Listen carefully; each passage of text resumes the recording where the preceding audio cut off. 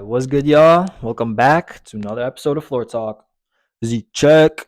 But what the hell, boy? I'm about to do some laundry on these abs, bro. Bullshit aside, welcome back to the channel, y'all. It's been a minute. Just kind of been dealing with some shit in my personal life, and kind of took me out of commission for a while. But I'll save that story for another day. But pretty much just been having one hell of a battle with mental health and anxiety, and something called Pure O, which has kind of been tearing me down lately, but kind of on this road to recovery right now. So please bear with me, y'all. I've just been kind of brain dead lately, but again, I'll make a video on that once I'm in a better headspace and I feel like I'm qualified to talk about it. But for today's video, in honor of Eating Disorder Awareness Week, I believe, or month, or whatever it is, I figured I'd come out and share my story of when I went through my eating disorder. So this was a little over 2 years ago now. And, I've seen other people come out on like TikTok and like YouTube with their stories. And I thought it'd only be right if I shared my story, because I know there's a lot of young athletes out there like me who struggle with this and that could really, use some insights. And it's really important to spread awareness on this kind of topic, because it really goes unseen in the fitness world. And a lot of people just fight silent battles and no one really talks about it, or people feel like they're battling it out alone, which couldn't be farther from the truth. And it's something that really ruined my life, and it just took control completely, and I had such an unhealthy obsession with food. Before I get into that, I need to give you guys some context just so you know kind of what was going on in my life at the time. So for those of you that don't know me, I've been a runner my entire life. I ran cross country and track for 4 years in high school on varsity. I was team captain, and it just started out as something innocent and fun. I've been running ever since I was little with my dad. Growing up, and did track in middle school, and then got to high school, started taking it more serious. Once I matured a bit, and I was chasing these goals. I wanted to, qualify for state and, be a champion and all this. And what started out as something really innocent, it was just like a goal I had of mine to, become as fast as I can, just turned into like a full on disorder. And it really just ruined my life, to be honest, because, I feel like, if you're not fueling your body properly, you're not giving it the right nutrients, that leads to a whole set of other issues that wouldn't have even been there with mental health, like, depression, anxiety. I mean, I'm talking like extreme depression where, not even that you're like unmotivated, but your body's like physically incapable of completing tasks. And that's pretty much what happened to me, because I was starving myself for a while, for months at a time. I had this extreme body dysmorphia. I wanted to be as fast as possible for cross country, just, as light as possible. First, I want to take y'all back to high school, where the running obsession began, which was around senior year of high school. That's when I really started taking it seriously. And back then, it was all in some fun. I genuinely just love the grind. I love going out there, just running double digits a day, just flying through the neighborhoods. And I really felt fulfillment through that, and it was fun. And but food wasn't really an issue at the time. I still kind of ate whatever I wanted. I'd have my desserts and ice cream, and I'd go out to eat on weekends or just whenever, and that wasn't really an issue. So it was all kind of fun and games, and did accomplish a lot. And there wasn't it was smooth sailing for the most part, until it wasn't. It came to an abrupt end after my senior year of high school. So I was coming off an MVP season of cross country. Ran some pretty solid times during the track season, but that summer completely changed, and it definitely ruined my life. I had all these ambitions of wanting to like run in college and all this, and basically running just became this like obsession, where I had to do it every day or I didn't feel it right. It was like my drug. It was like a person's coffee in the morning they can't live without, right? Like that was me when it came to running, and it was just such like an important part of my routine. I couldn't skip out on it. So after my senior year of high school, that summer before I left for college, is where all this settled in. I was super obsessed with just how I looked, and then also just being as, light and fast as possible, and, being lean and having the six pack. Like, that was pretty much all I cared about at the time. And I mean, like, I was so obsessed with my looks. Like, I would be, trying to like tan all the time out in the sun, for hours at a time. I'd be running in the middle of the day, like peak heat, doing like 10 plus miles and workouts. And I pretty much ran myself into the ground, quite literally, until my body started shutting down on itself.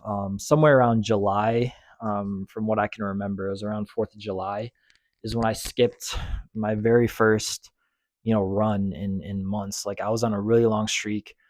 And then there was one day where I just got up and I was like, nope, not today. I can't do it. My body physically couldn't do it. My mind was just cooked. I just no more motivation left in the tank. And from there, it went from that one day, skipping running, and then to, twice a week, to maybe, 3 times a week, to every other day, until August of that summer before I left for college. I was just in shambles. I went like a full week, like no running, no nothing. Like, I wasn't into lifting at the time. I literally gave up on myself. I threw in the towel and I was done. And I called it like, I was taking a break or whatever, but I really just, I had no, love for the sport anymore. I was so burnt out and drained, and I wanted nothing to do with it. And during that time, I was eating a bunch of junk food. I was playing video games all day. Then, I came to college, and that sort of kind of helped me like get back on track. But, that running obsession was still there, double digits a day. I had some races on the calendar to get ready for, but still nothing like super unhealthy, in terms of like the dieting and stuff like that. It was just pretty much just overtraining at this point. And then it didn't really start getting serious until, I would say, second semester of my freshman year of college. So pretty much I had signed up for a half marathon that summer, started training for this half marathon, and that became like my only goal.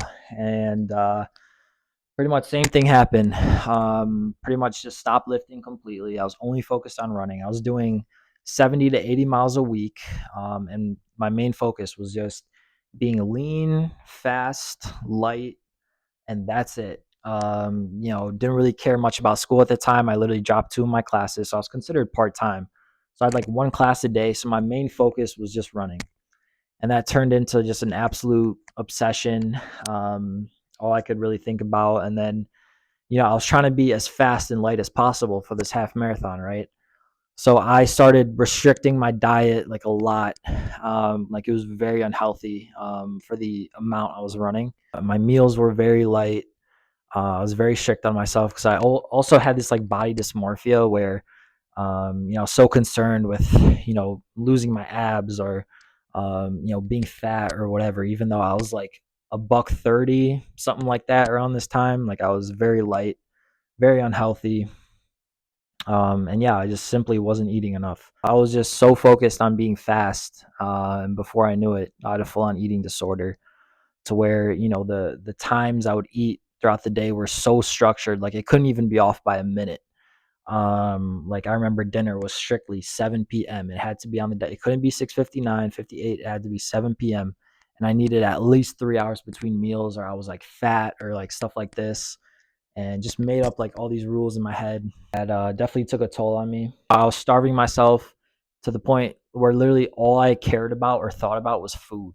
I was watching like cooking shows. I was watching it's called a show called Diners, Drive-ins, and Dives. I'd watch that, or I'd watch like what I eat in a day videos, Costco hauls. Like, I was so obsessed with food, and what time I was eating, what I was eating. Like, it had to be clean, organic food. Like absolutely no desserts, no sugar, nothing like that. And then that continued into the summer until I transferred colleges because I was committed to running D2 cross country and track. Once I left for that summer camp, that beat me down to my core. Because I had to be up super early. I had to commute there. We had practice twice a day, just running a ton of miles. Doing lifts with the team on top of that. commuting back and forth.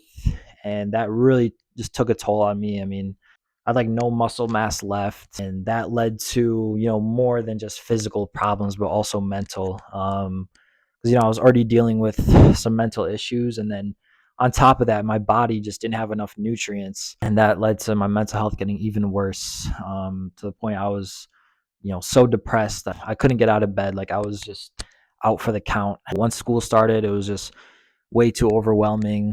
I couldn't keep up with it. I mean, I would even avoid like eating breakfast with the team because, it wasn't my usual diet and I had to like stick to my same diet. I had to eat like the same amount. I couldn't eat any more. So I'd literally avoid eating with my team. And I'd drive all the way home instead after practice. And, that's how it was. And I remember, so it was towards the end of that summer. I already like withdrew from school at that point. And I remember I was at my aunt's house, for a get together, and we're all just kind of kicking it with family. And I remember that was the day, I broke, with this super strict diet.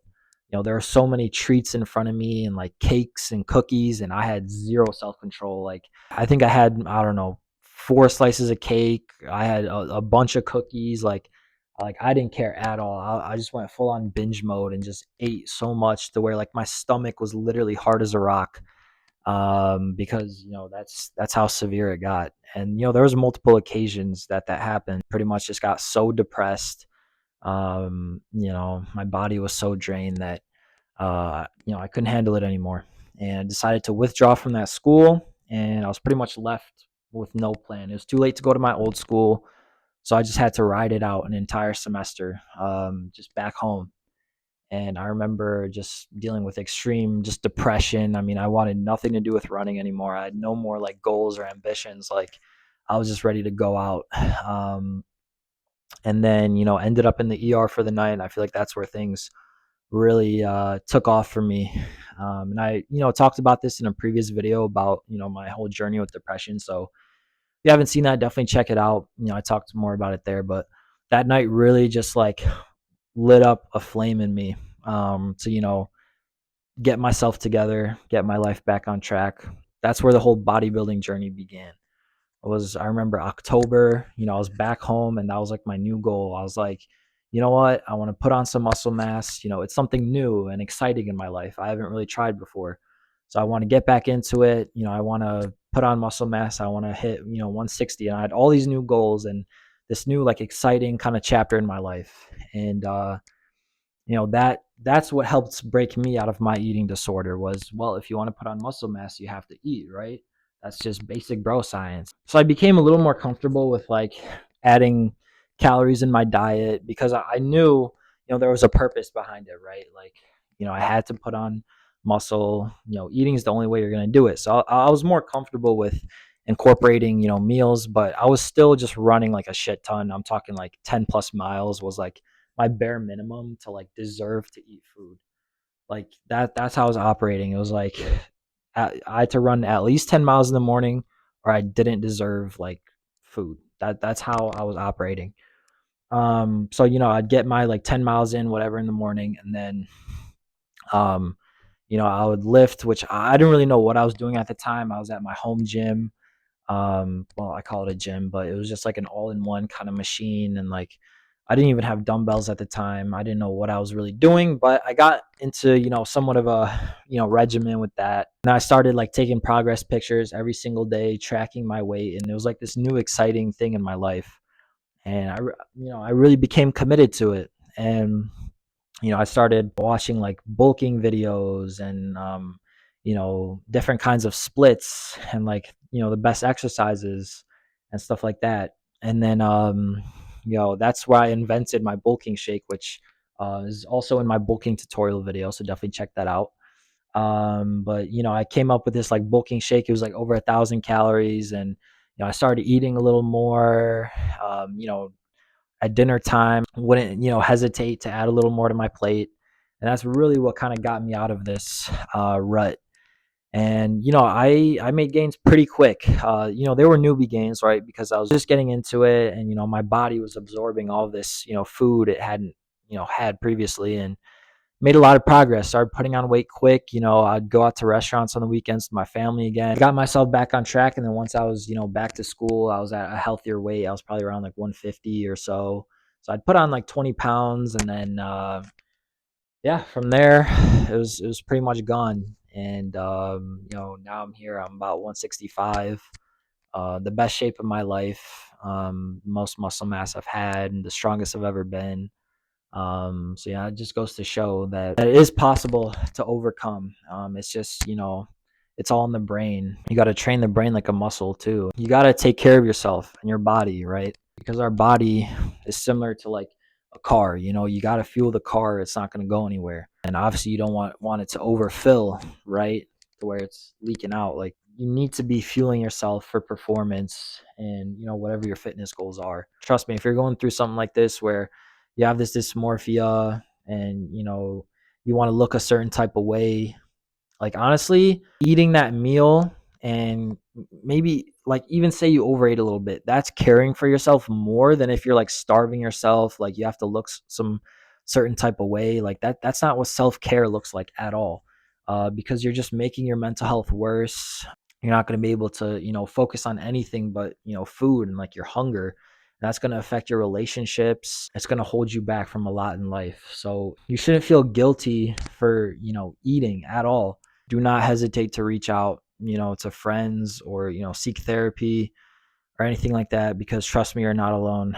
There's so many young athletes who struggle with stuff like this, and I did myself, and it was super severe. And within 2 years, I'm healthy and I'm making good progress in the gym and hitting PRs. And so trust me, it is possible if you're struggling with something like this. And if you feel like there's no hope and there's no out, like, trust me, it just takes some time and some mental rewiring, and you'll make it out the other side. Trust me.